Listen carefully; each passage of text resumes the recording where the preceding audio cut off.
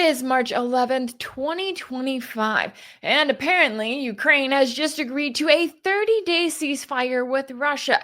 They did that so that they could get back the military aid and intelligence sharing that the US halted briefly. And now everything is right in the world, right? The war has been solved, except that's not what actually happened at all. Russia has not agreed to that proposal. I do not expect them to agree to that proposal. And I think it makes the US and Kiev look extremely ridiculous to act as though they've accomplished anything whatsoever when they're putting up this proposal saying, look, we'll hand you a 30-day ceasefire. In what world would Russia accept that? We're going to get into all of that, along with the other very important, arguably more important updates from today, which are that Russian forces have made significant advances in the Kursk region, right? That was supposed to be the bargaining chip that Kiev was supposed to be able to brag about in any future talks with Russia. And Russia has basically come to the table and said,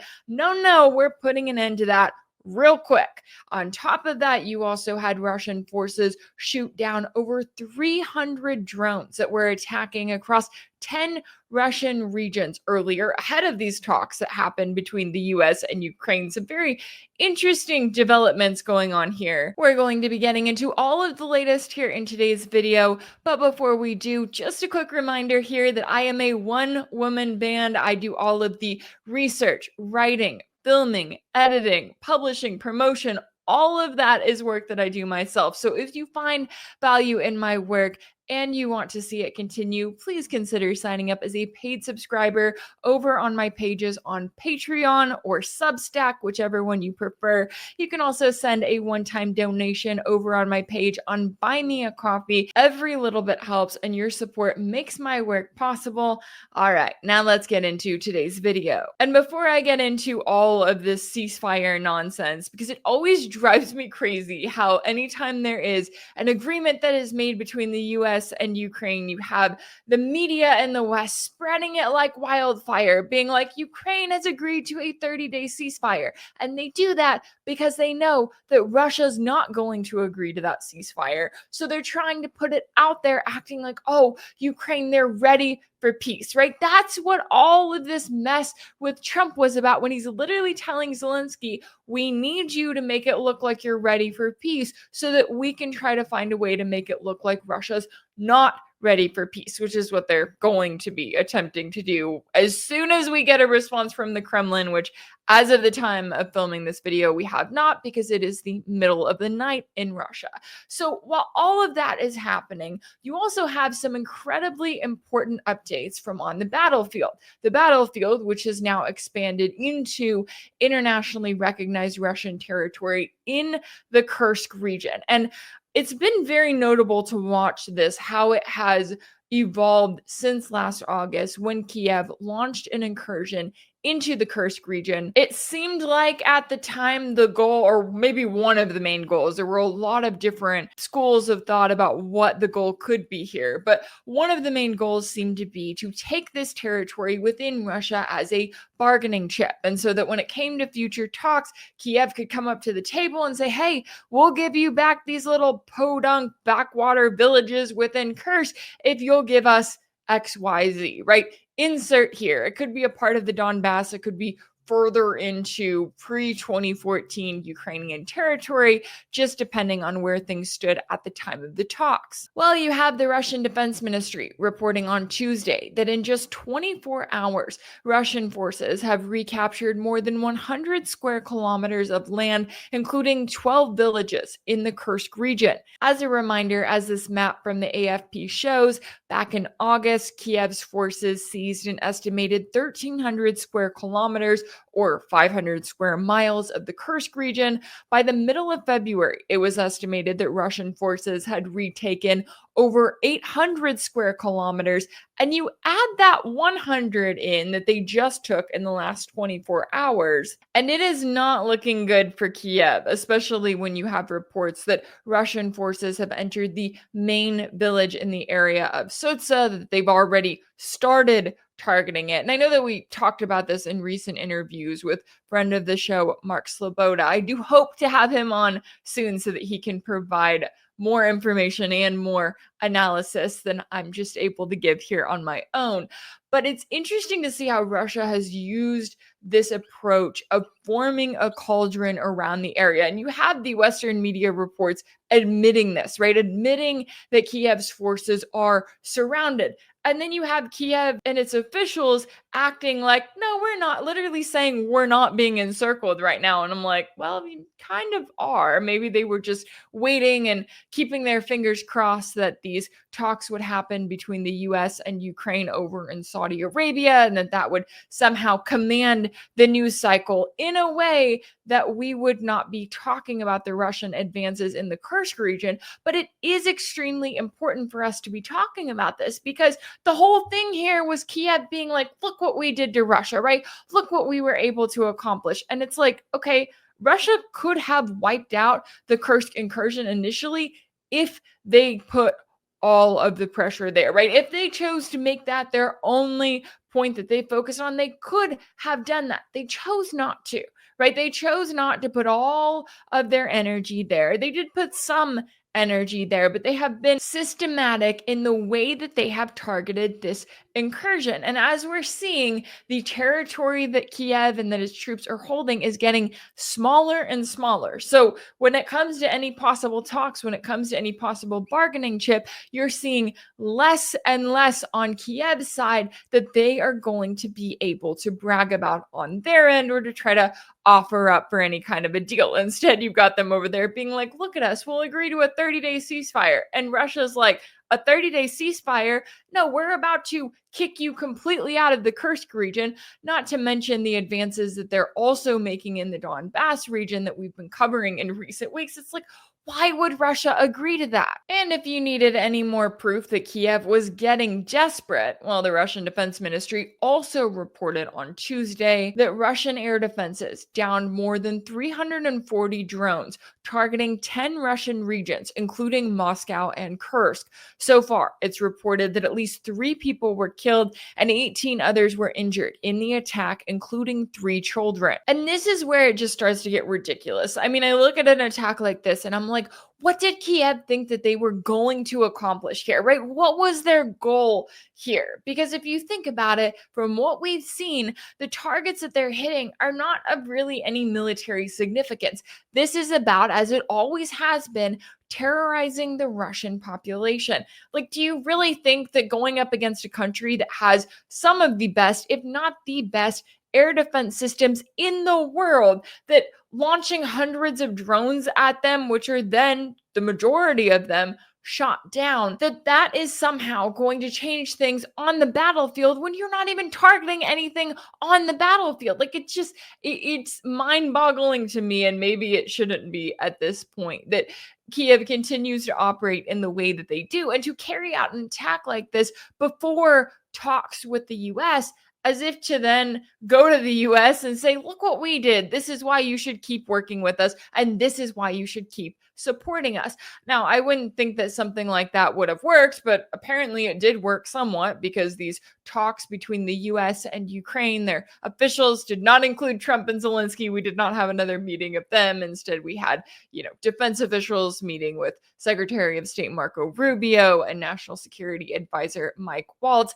Those talks that happen in Saudi Arabia are being treated as if they were successful, because it's being reported that in exchange for Kiev agreeing to a 30-day ceasefire with Russia, that the US has decided to lift its ban on military aid and intelligence sharing with Ukraine. Now, I guess this shouldn't come as too much of a surprise based on the initial commentary, right? When we had the initial report saying that these things were being halted, the Trump administration officials that commented on this were very careful with their wording. They said, it's a temporary pause on intelligence sharing, right? It's a temporary halt to military aid. And they kind of put it out there that their goal at the moment was to really put pressure on Zelensky and his government to get them to act in the way that the Trump administration wanted, to get them to want to pursue peace.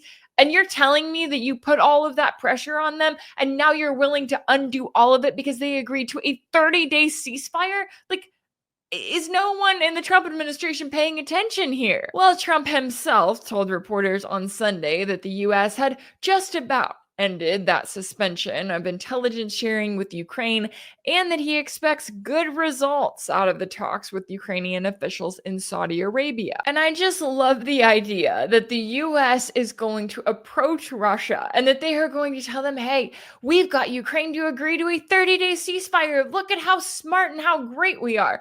And Russia is going to look at them and go, hey, we're on the brink of not only retaking the Kursk region, right, wiping out Kiev's forces there, oh, but we're also on the brink of approaching key towns in the Donbass region. Why would we agree to a 30-day ceasefire? Like, are you kidding me? Not only would that keep Russia from being able to advance at a time when it's making significant movement on the ground, but it also, because as a reminder, what did Kiev just get?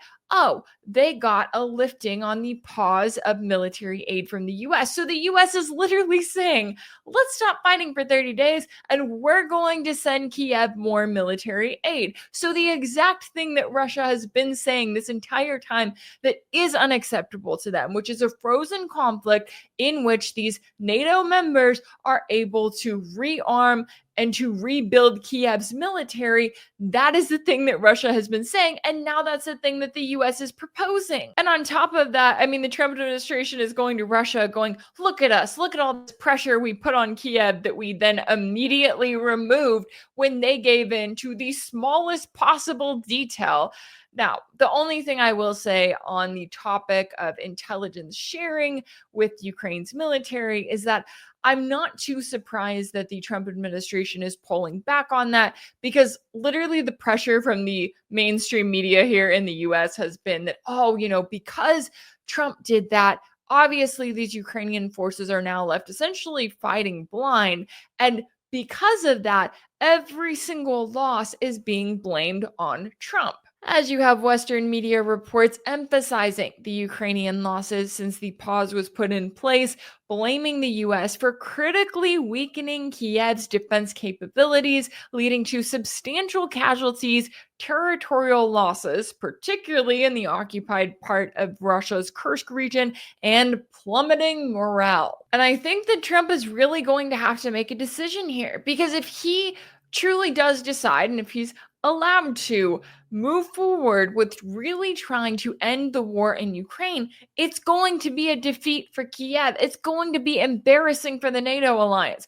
Granted, it'll be embarrassing either way, because either you lose it now with an agreement that ends the war, or you then lose it on the battlefield if you keep going. Now, that's not necessarily to say that Russia would agree to any kind of deal at the moment, but that is what Trump and the NATO alliance, that's what they're facing. He needs to decide what he's ready to deal with, because it's not going to be pretty either way. Now, I do want to focus on one other comment that was made by Secretary of State Marco Rubio when he was en route to these talks with Ukrainian officials in Saudi Arabia, because he told reporters, quote, the Russians can't conquer all of Ukraine, and obviously it'll be very difficult for Ukraine in any reasonable time period to sort of force the Russians back all the way to where they were in 2014. And it's interesting to me that Rubio would make a comment like that, because to claim that, oh, Russia can't conquer all of Ukraine, well, do you want to bet? But beyond that, that's not exactly Russia's goal, right? If you pay attention to what Russian officials, to what President Putin has said, he is focused in on the protection of the ethnic Russians in the Donbass region and surrounding areas. And he's also focused in on making sure that this does not happen again, right? That there is a buffer zone, a cordon sanitaire between Russia, its territory, all of its territory, even the new regions that have voted to join Russia, and the rest of the NATO alliance, the collective West and Europe especially. So for Rubio to use this language and to then claim that, oh, yeah, it would be real tough for us to push Russia back to the pre-2014 war, you think that's what NATO has been trying to do for the last 3 years? unsuccessfully, I might add, extremely unsuccessfully. So Rubio's rhetoric, and I know he's saying this because he's talking to mainstream reporters, and maybe this is truly what he believes, but it goes back to the point that I was making about the fact that the Trump administration needs to make a decision about how they want to proceed. Because right now they're in this place where their rhetoric changes from one week to the next, right? Last week or the week before, they're sitting there and they're literally telling Zelensky to his face, you are losing this war. Ukraine, the US, NATO, we're all losing this war and Russia is winning it. So we want to try to make a deal right now so that we can get out of this and that it is not a complete and utter disaster and humiliating failure for us on the battlefield. They say that one week. And then this week you have Rubio being like, well, yeah, we want to make a deal because Russia can't conquer all of Ukraine. While at the same time, the US is resuming intelligence sharing and military aid to Kiev. So the US took a step back last week, right? They said, you know what? We're going to pull back from our direct involvement in this proxy war against Russia. Rubio admitted that it was a proxy war against Russia. And then this week, they're right back in there because Ukraine said that it would agree to a ceasefire. And we have to remember, Russia is watching everything that the Trump administration is saying, everything that they're doing.